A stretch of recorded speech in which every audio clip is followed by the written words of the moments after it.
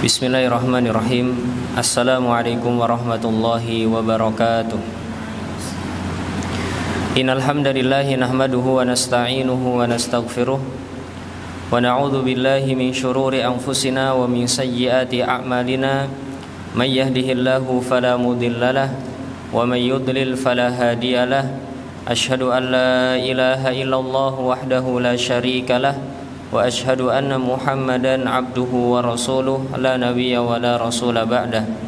Allahumma salli ala Muhammad wa ala alihi wa ashabihi wa man tabi'ahum bi ihsanin ila yaumil qiyamati, amma ba'd. Hadirin rahimani wa rahimakumullah, yang semoga selalu dirahmati Allah Subhanahu wa taala. Di kesempatan sore hari ini kita bersyukur dan memuji Allah Subhanahu wa taala atas segala limpahan nikmat dan karunia yang masih Allah anugerahkan kepada kita semua. Salawat beriring salam semoga selalu tercurah dan terlimpahkan kepada uswah hasanah kita Nabi besar Nabi Agung Muhammad sallallahu alaihi wasallam beserta keluarga, sahabat dan orang-orang yang mengikuti beliau dengan baik hingga akhir zaman nanti.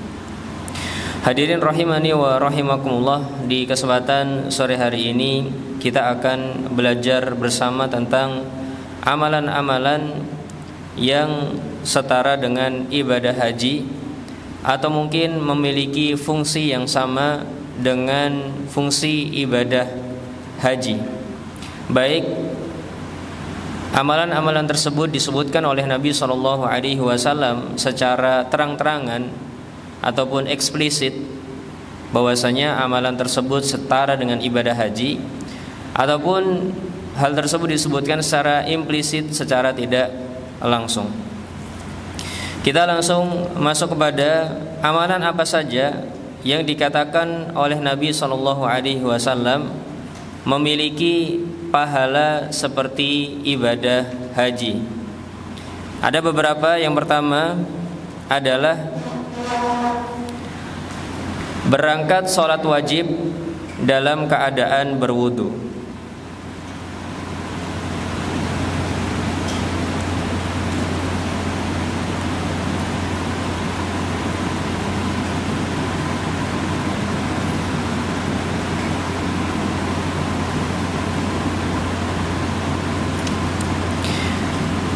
Hadis ini disebutkan oleh Imam Abu Dawud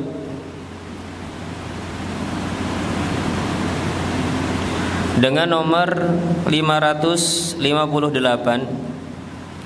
dan dinilai valid oleh Syekh Al-Albani rahimahullahu taala.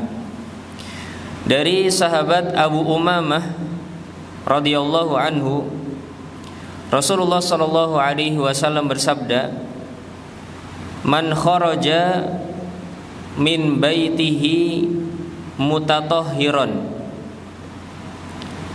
Barang siapa yang keluar dari rumahnya dalam keadaan bersuci, sudah berwudu, sudah hilang hadasnya, ila sholatin maktubatin, dia keluar dari rumah sudah wudu menuju sholat wajib apapun itu, baik sholat zuhur, asar, maghrib, isya maupun subuh. Karena di sini disebutkan dengan lafal nakirah, ila sholatin maktubatin, kepada suatu sholat wajib. Fa ajruhu, maka pahalanya ka ajril haji al muhrimi, maka pahalanya sebagaimana pahala ibadah haji yang dilakukan dengan melakukan ihram. Hadis riwayat Imam Abu Dawud.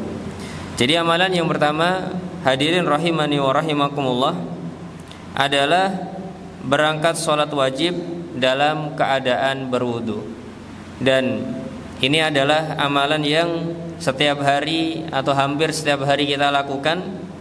Hanya saja tinggal kita hadirkan niatnya, karena sebuah amalan akan semakin berkesan pada diri kita apabila kita menghadirkan niat-niat dan juga keutamaan-keutamaan amalan seperti ini. Bagi orang yang belum mengetahui keutamaan sholat wajib dengan berwudu, mungkin tidak akan terpikirkan, aku wudu dulu lah ya. Sayang nanti tidak dapat pahala haji misalnya. Tapi bagi orang yang sudah tahu, dia akan berpikir, aku keluar rumah wudu dulu lah, meskipun nanti di jalan batal tidak apa-apa, yang penting aku sudah sesuai dengan hadis, barang siapa keluar dari rumah dalam keadaan suci, saya keluar dari rumah suci, meskipun sampai masjid saya harus wudu lagi karena batal di jalan, ya tidak apa-apa ya. Saya berharap dengan ini saya mendapatkan pahala haji. Jadi kalau kita belajar tentang fadhail a'mal, maka salah satu cara mengamalkannya adalah menghadirkan informasi tersebut ya, hadirkan informasi tersebut ketika melakukan amalannya. Jadi kalau kita belajar fadhail amal, keutamaan-keutamaan amalan, kapan prakteknya? Prakteknya adalah saat kita melakukan amalan tersebut, kita hadirkan keutamaannya sehingga kita lebih termotivasi untuk melakukan hal tersebut. Itu kalau kita belajar fadhail amal. Baik. Jadi amalan yang setara dengan ibadah haji yang pertama adalah berangkat sholat wajib dalam keadaan berwudu.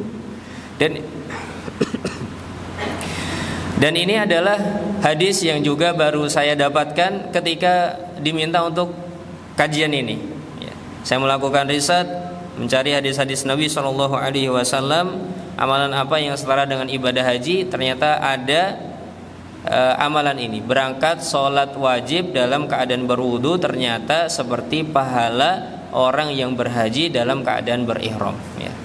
Alhamdulillah, ini ilmu baru juga bagi saya, sehingga ketika saya sendiri berangkat sholat wajib dalam keadaan berwudu, maka saya harusnya menghadirkan perasaan saya akan mendapatkan pahala seperti ibadah haji yang muhrim ya. Baik, kemudian yang kedua yang disebutkan secara langsung oleh Nabi SAW akan mendapatkan pahala seperti ibadah haji adalah sholat subuh berjamaah, kemudian setelah selesai berzikir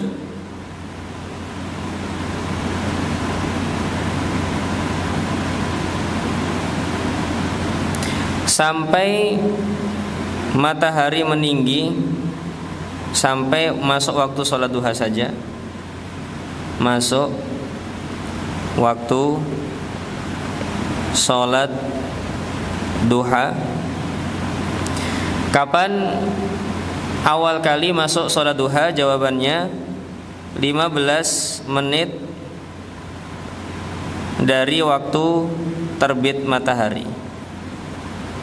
Misalkan hari ini waktu terbitnya adalah jam 5.50, maka ditambah 15 menit menjadi jam 6:05, maka itulah waktu sholat duha ya, atau awal-awal waktu sholat duha. Contohnya seperti itu. Sholat subuh berjamaah, setelah itu berzikir ya, bukan bercanda, bukan ngobrol, kecuali ngobrolnya juga ngobrol tentang ilmu, karena itu juga disebut dengan zikir ya. Jadi dia berzikir, entah baca Quran, entah membaca tasbih, takbir tahlil, takbir, ataupun dengan membaca afirmasi positif setiap pagi ya, ataupun yang disebut dengan zikir-zikir pagi, sampai nanti masuk waktu sholat duha. Kemudian setelah itu, langkah yang ketiga adalah sholat 2 rakaat. Amalan ini disebutkan oleh Imam At-Tirmidzi Di dalam hadis nomor 586 dan dinilai hasan oleh Syekh Al-Albani rahimahullahu taala. Baik. Jadi amalan yang kedua, apabila kita ingin mendapatkan pahala seperti ibadah haji adalah sholat subuh berjamaah. Kemudian setelah itu berzikir sampai masuk waktu sholat duha sekitar 15 menit setelah matahari terbit. Kemudian setelah itu sholat 2 rakaat. Hal ini disebutkan oleh Imam At-Tirmidzi dengan nomor 586 dan hadisnya dinilai hasan oleh Syekh Al-Albani rahimahullahu taala. Anas bin Malik radhiyallahu anhu mengatakan Rasulullah sallallahu alaihi wasallam bersabda, "Man shallal ghadata fi jama'atin." Barang siapa sholat subuh secara berjamaah, thumma qa'ada, kemudian dia duduk, yadhkurullaha, berzikir mengingat Allah, hatta tatlu asyamsu, sampai matahari terbit, thumma shalla rak'ataini, kemudian sholat 2 rakaat, kanat lahu, maka baginya pahala ka ajri hajjatin wa umratin, pahala ibadah haji dan umrah dengan tamattu maupun qiron, bukan hanya ifrad, tammatan, sempurna, sempurna dan sempurna. Baik. Jadi ini hadis yang mendasari sholat subuh berjamaah dilanjutkan dengan zikir sampai matahari meninggi, masuk waktu sholat duha 15 menit setelah terbit. Kemudian sholat 2 rakaat akan mendapatkan pahala seperti ibadah haji dan umrah, atau dalam istilahnya ibadah haji yang qiron ataupun tamattu. Mungkin kita akan mendetailkan di sini maksud dari berzikir. Maksud dari berzikir diantaranya zikir seperti biasa, zikir pagi misalkan, ataupun bukan bacaan zikir pagi tapi zikir-zikir yang lainnya. Kemudian bisa juga baca Quran, karena itu juga termasuk zikir. Kemudian bermajelis ilmu, karena itu juga majelis zikir. Ataupun hal-hal lain yang sifatnya adalah mengingatkan kita dengan Allah Subhanahu wa taala. Jadi kaidah umumnya adalah melakukan sesuatu yang membuat kita ingat dengan Allah, maka itu disebut dengan zikir. Makanya zikir pagi masuk, bacaan Quran masuk, bermajelis ilmu masuk, karena di situ akan mengingat Allah Subhanahu wa taala, hari akhirat dan yang semisalnya. Baik, ini maksud dari berzikir. Tidak hanya sekedar subhanallah, walhamdulillah, wala ilaha illallah, wallahu akbar, bukan hanya sekedar itu. Bahkan kita bertafakur, misalkan merenung, ya, merenungi sebuah misalkan buah-buahan di sekitar kita, kenapa kok bisa rasanya beda-beda padahal airnya sama, tanahnya sama, kenapa kok rasanya beda-beda, ya. Ada cabai, kenapa warnanya bisa merah, ada yang kuning, ada yang hijau, siapa yang ngasih warna itu, ya. Kita berpikir, memikirkan ayat-ayat, tanda-tanda kekuasaan Allah di sekitar kita sampai kita mendapatkan kesimpulan ini semua adalah kehebatannya Allah Subhanahu wa taala, maka itu masuk dalam kategori berzikir. Kemudian di dalam hadis tadi disebutkan tentang sampai matahari terbit, sampai matahari terbit. Terus kenapa kita sebutkan 15 menit? Ya. 15 menit setelah matahari terbit. Ya, jawabannya karena ada yang disebut dengan waktu terlarang sholat sunnah mutlak terutama, ya. yaitu ada dua. Yang pertama adalah setelah subuh sampai waktu duha, awal duha. Yang kedua adalah setelah asar sampai maghrib. Di sini kita tidak diperbolehkan sholat sunnah mutlak, sholat sunnah yang tidak ada alasan kecuali kenapa kamu sholat? Ya karena aku pengen sholat, maka itu namanya sholat sunnah mutlak. Ya. Hanya berdasarkan keinginan. Aku pengen sholat lah sekarang, boleh nggak? Boleh setelah maghrib sekarang. Saya mau sholat 10 rakaat lah setelah maghrib ini, boleh nggak? Boleh-boleh aja. Yang penting 2 rakaat salam, 2 rakaat salam. Namanya sholat sunnah mutlak. Yang terlarang hanya 2 waktu ini, subuh sampai duha, asar sampai maghrib. Makanya di Masjid Nabawi ataupun yang semisalnya, sholat syuruknya dimulai plus 15 menit, kalau sekarang plus 20 menit. Dan memang itu perbedaan pendapat di tengah-tengah ulama, masuk waktu duha atau matahari sepenggalah itu berapa menit setelah terbit. Ya. Tapi yang dulu pernah kita dapatkan adalah plus 15 menit. Ya. Sudah boleh sholat duha. Dan beberapa majelis tarjih yang lainnya ada yang mengatakan plus 10 menit. Ya. Dan itu silahkan saja masing-masing boleh mengaplikasikan pendapat yang dikira benar. Dan kalau saya sendiri menggunakan plus 15 menit untuk prakteknya apabila ingin mengamalkan hal ini. Baik, kemudian sholat 2 rakaat ini namanya sholat apa? Ya. Sholat 2 rakaat tersebut namanya sholat apa? Ada yang menamakan dengan sholat syuruk, ada yang menamakan dengan sholat duha, karena itu adalah waktu sholat duha yang pertama. Baik, ini amalan yang dinilai setara dengan ibadah haji, bahkan ibadah haji yang qiran atau tamattu. Jadi haji secara manasik ada 3, ada haji ifrad, ada haji tamattu, ada haji qiran. Ifrad itu adalah haji saja. Tamattu itu haji plus umroh dengan jeda tahallul.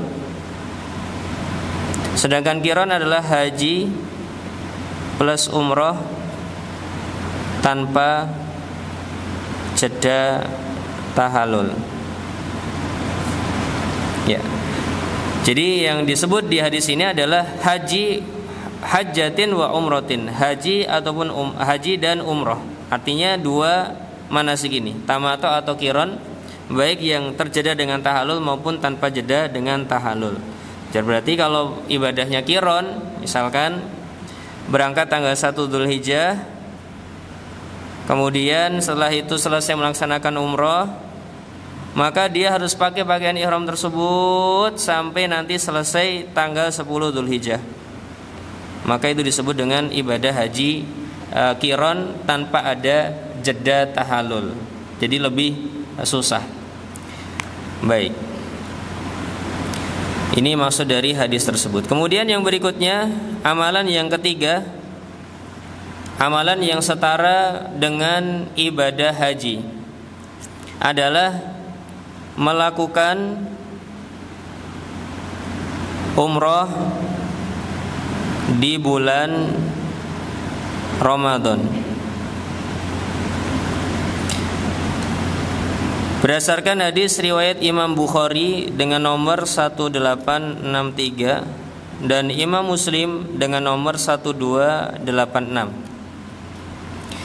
Ibnu Abbas radhiyallahu anhuma menyatakan bahwasanya Nabi sallallahu alaihi wasallam bersabda, "Umratun fi Ramadan ta'dilu hajjatan." Umrah di bulan Ramadan itu setara dengan ibadah haji.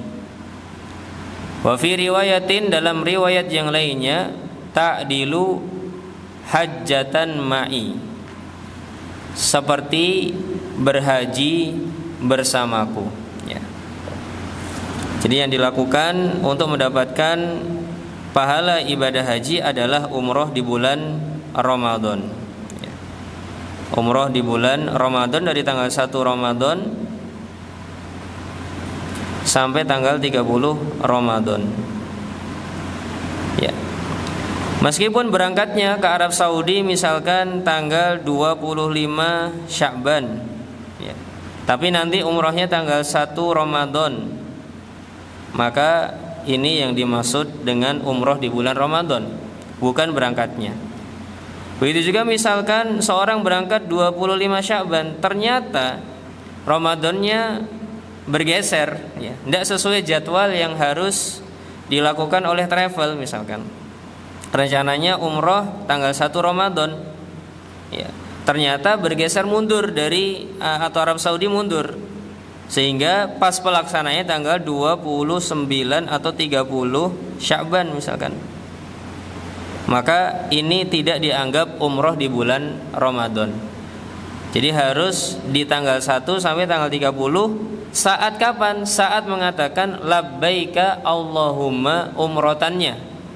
Kapan itu? Berarti waktu maghrib, ya. Kalau waktu maghrib tanggal 1-nya Ramadan sampai waktu maghrib tanggal 30-nya Ramadan. Kapan dia mengucapkan labbaika Allahumma umratan,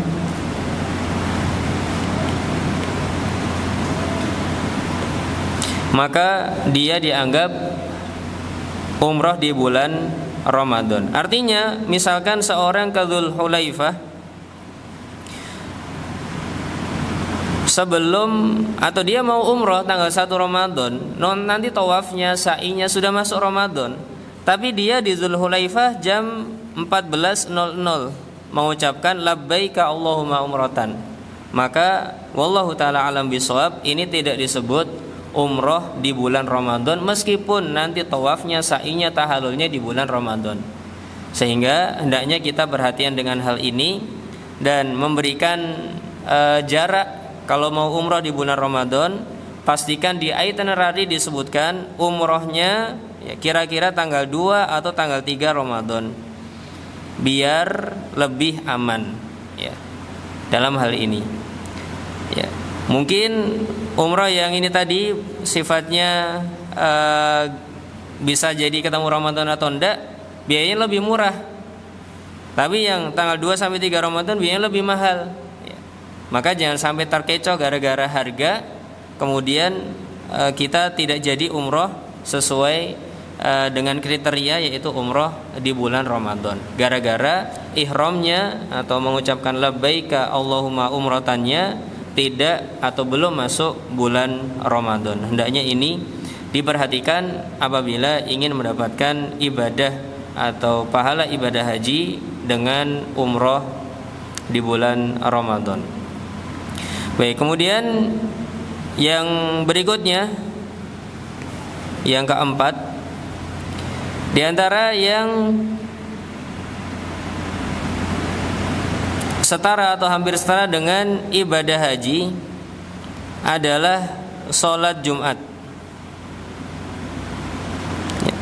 Namun di sini dalilnya bukan dari Nabi SAW, namun dari sebagian tabi'i, yaitu Sa'id bin Musayyib, sebagaimana disebutkan dalam Tambihul Ghafilin bi Ahadits Sayyidil Anbiya wal Mursalin, ya. Di sana disebutkan qala Sa'id ibnul Musayyib, Sa'id bin Musayyib, ulama tabi'i, menantunya Abu Hurairah radhiyallahu anhu. Beliau mengatakan la an asyhadal jum'ata, aku bisa menghadiri sholat Jumat, ahabbu ilayya min hajjati tatawwu'in, lebih aku cintai daripada haji yang sunnah, ya. Jadi kata beliau, aku hadir sholat Jumat lebih aku cintai daripada haji yang sunnah. Ini kalimat dari Sa'id bin Musayyib, dan seseorang boleh setuju boleh tidak, karena ini riwayat dari tabi'i. Begitu juga dari sisi sanad, tidak disebutkan sanadnya secara bersambung kepada Sa'id bin Musayyib, sehingga ini bisa jadi dari beliau, bisa jadi tidak. Tapi ada riwayat ini di dalam kitab Tanbihul Ghafilin, ya. Sehingga kita bisa mengcross-check, ya terkait hal ini. Dan ketika kita sholat Jumat, boleh-boleh saja kita menghadirkan niat ini, ya. Semoga sholat Jumatku ini penuh dengan kebaikan dan bisa mendapatkan pahala lebih baik daripada ibadah haji yang sunnah, ya. Boleh-boleh saja seorang mengatakan seperti itu. Baik, haji yang sunnah, apa maksudnya? Maksud dari haji yang sunnah adalah haji yang kedua dan seterusnya, ya. Haji yang kedua dan seterusnya itu disebut haji yang sunnah. Sedangkan haji yang pertama kali disebut haji yang wajib. Dan kewajiban untuk berhaji itu hanya satu kali seumur hidup, ya. Sebagian sahabat dulu bertanya kepada Nabi SAW ketika Nabi menyatakan, sesungguhnya Allah telah mewajibkan kepada kalian untuk berhaji. Sebagian sahabat bertanya, apakah setiap tahun wahai Rasulullah? Ya. Maka beliau diam, ditanya lagi beliau diam, ya. Kemudian ditanya lagi, lau qultu na'am la wajabat, ya. Seandainya aku mengatakan iya, maka itu akan wajib dan itu menjadi beban bagi kalian. Makanya Nabi SAW tetap diam ketika itu, dan agar ibadah haji itu hanya satu kali bagi seluruh umat, ya. Dan mungkin Nabi SAW berpikir karena Islam tidak hanya untuk para sahabat ketika itu, hanya dari Madinah ke Makkah saja, namun dari Indonesia, dari Australia, dari Amerika, kalau dinyatakan langsung setiap tahun, ya, Arab Saudi saya sudah nggak mampu untuk ngurusin itu, ya. Punya batas kemampuan. Arafahnya, Minanya, Musdalifahnya, ya, terbatas tempatnya, sehingga susah. Alhamdulillah Allah menjadikan ibadah haji hanya satu kali seumur hidup bagi orang yang mampu. Baik, ini beberapa amalan yang dinyatakan secara eksplisit bahwasanya itu setara dengan ibadah haji di bulan haji. Baik. Kemudian kita lanjutkan lagi, masih ada beberapa waktu. Haji, ya, itu punya beberapa fungsi, ya, secara pahala. Di antaranya adalah bisa masuk surga. Kata Nabi SAW, ya, al-hajjul mabrur laisa lahu jazaun illal jannah. Haji yang mabrur tidak ada kata-kata kotor, tidak ada rasa mengeluh saat pelaksanaannya, tidak ada rasa kecewa dalam pelaksanaannya.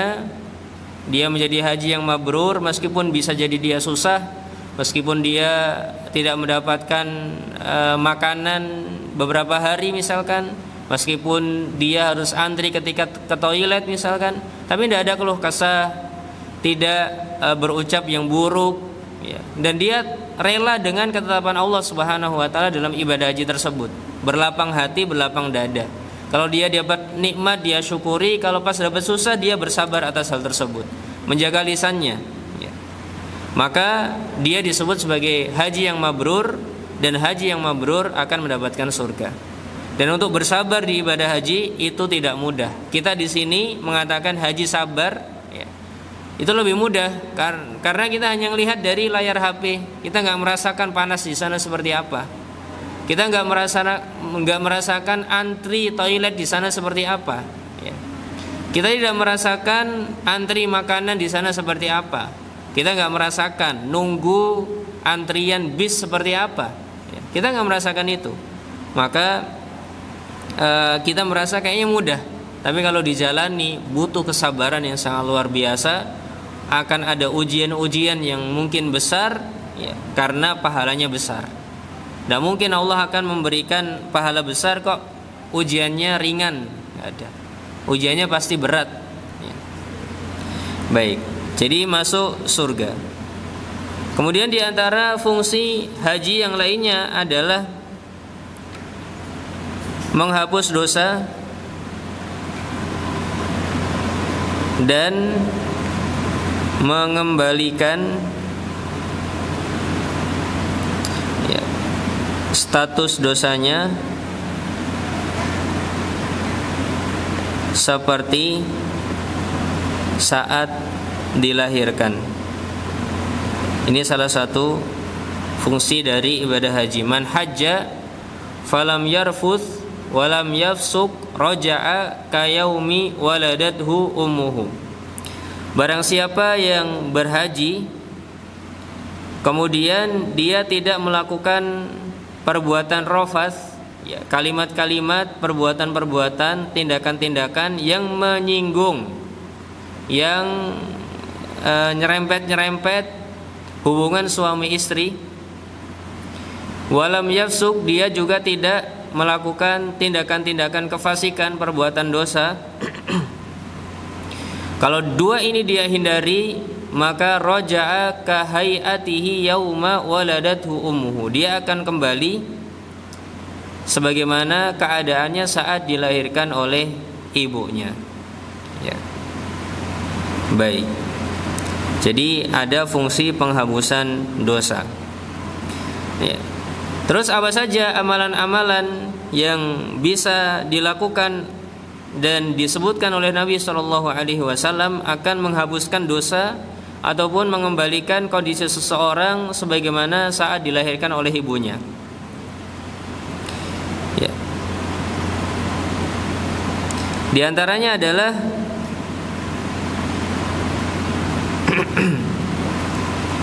amalan-amalan yang dilakukan di bulan Ramadan dalam keadaan iman dan mengharapkan pahala dari Allah Subhanahu wa taala. Kalau seseorang masuk bulan Ramadan kemudian ibadah-ibadahnya didasari atas rasa iman dan mengharapkan pahala, maka dia akan kembali ke mode saat dia dilahirkan ibunya dari sisi dosanya. Kata Nabi SAW, syahrun kataballahu alaikum siyamahu. Bulan Ramadan itu adalah bulan yang diwajibkan kepada kalian untuk berpuasa. Wasanantu lakum qiyamahu, dan aku sunahkan untuk kalian untuk menghidupkan malamnya. Faman somahu wa qamahu, barang siapa puasa di siang harinya dan melakukan ibadah di malam harinya, imanan wahtisaban, atas dasar iman dan mengharapkan pahala, kharaja min dunubihi ka yaumi waladathu ummuhu, maka dia keluar dari dosa-dosanya kepada keadaan saat dia dilahirkan oleh ibunya. Hadis riwayat Imam Ibnu Majah nomor 1328. Baik, jadi berpuasa di bulan Ramadan atas dasar iman dan mengharap pahala akan membuat kita kembali ke mode saat dilahirkan ibu. Begitu juga menghidupkan malam hari bulan Ramadan atas dasar iman dan mengharap pahala juga akan membuat mode dosa kita seperti saat dilahirkan oleh ibu kita. Yang harus digarisbawahi adalah atas dasar iman dan mengharap pahala, bukan atas dasar tiru-tiru, bukan atas dasar karena orang melakukan ya sudah aku ikut melakukan, ya. Tapi atas dasar iman, dia tahu ini ada sunnahnya seperti ini, kemudian mengharap pahala. Jangan lupa dengan hal ini. Baik, kemudian di antara yang lainnya yang bisa membuat seseorang kembali ke mode dosa saat dilahirkan oleh ibunya adalah sholat di Baitul Maqdis.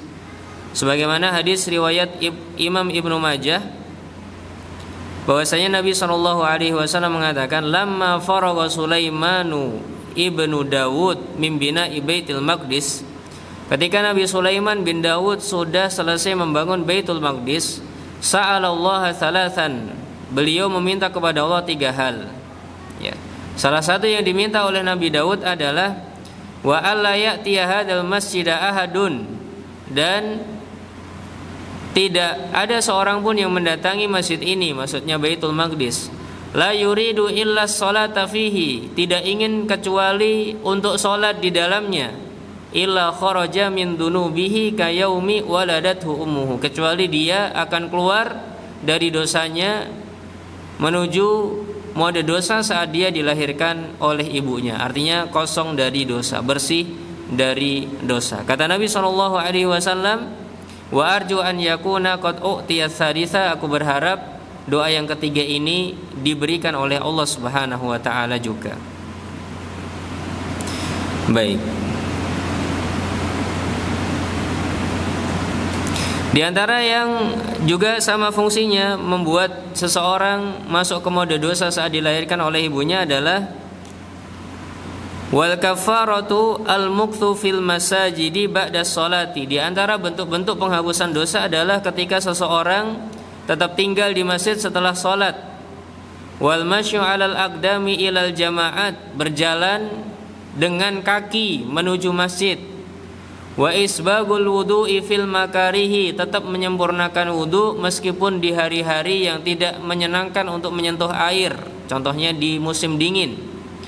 Wa man fa'ala dzalika 'asha bi khairin wa mata bi khairin, barang siapa melakukan hal tersebut maka dia akan hidup dalam kebaikan dan mati dalam kebaikan.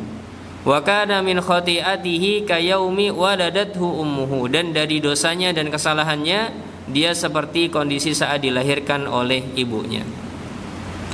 Mungkin di antara amalan juga yang besar bagi orang yang ingin pahala besar juga, yang hampir menyamai ibadah haji misalkan, adalah berbakti kepada orang tua.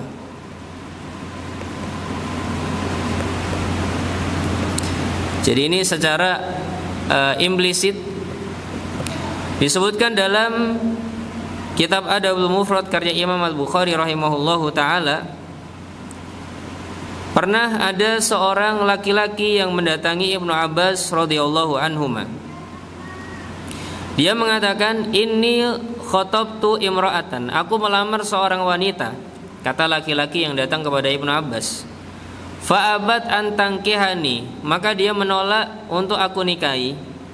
Wa khatabaha ghairi, kemudian ada laki-laki lain yang melamar dia, ya, dan diterima.